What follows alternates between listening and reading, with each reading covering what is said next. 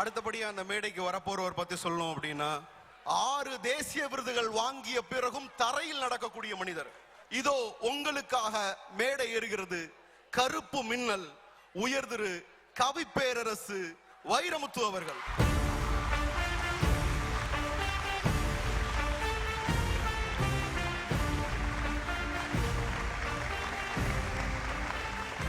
வணக்கம்.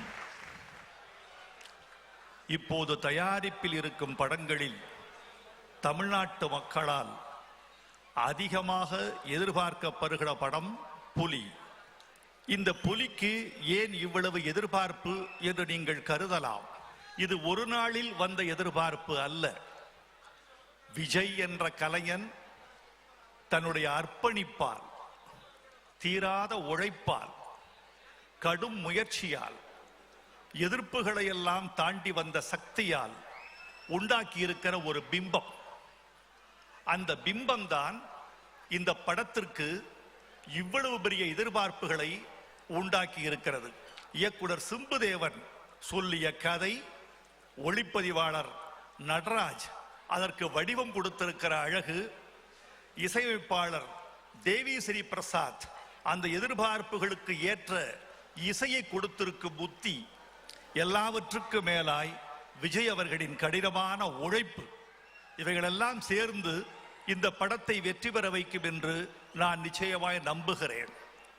விஜய் அவர்களுக்கு ஒரு தனி சிறப்பு இருக்கிறது. இந்த படத்தில் தமிழ் சினிமாவில் ஒரு 100 ஆண்டு வரலாற்றில் கதாநாயகர்கள் தங்களுக்கு தாங்களே பாடிக்கொண்ட கதை மிக அபூர்வம். தியாகராஜ பாகவதர் தனக்கான பாடலை தானே பாடிக்கொண்டார்.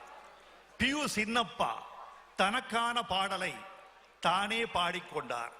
டி.ஆர். மகாலிங்கம் தனக்கான பாடலை தானே பாடிக்கொண்டார். கே.ஆர். ராமசாமி தனக்கான பாடலை தானே பாடிக்கொண்டார். தனக்கான பாடலை கமலஹாசன் அவர்களும் பாடியிருக்கிறார்.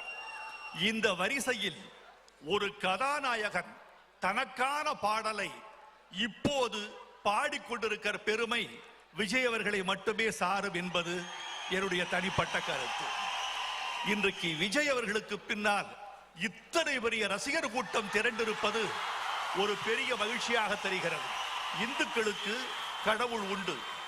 சைவர்கள் சிவனை கடவுள் என்பார்கள், வைணவர்கள் திருமாலை சொல்லுவார்கள், இஸ்லாமியர்கள் அல்லாஹ் என்பார்கள், கிறிஸ்தவர்கள் இயேசு என்பார்கள். ஆனால் ஒரு உண்மையான திரைக்கலைஞனுக்கு கடவுள் ரசிகன்தான். எனக்கு தெரிஞ்சு தயாரிப்பில் உள்ள எந்த படமும் இவ்வளவு பெரிய நட்சத்திர பட்டாளத்தை கொண்டிருக்கவில்லை. அதுவே இந்த படத்துக்குரிய பெரிய பலமாக நான் நினைக்கிறேன். இந்த படம் வெற்றி பெறும். இந்த படம் வெற்றி பெறாவிட்டால் வேறு எந்த படம் வெற்றி பெறுவது?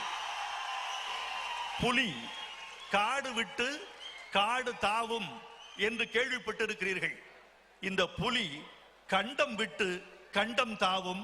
வாழ்த்துக்கள்.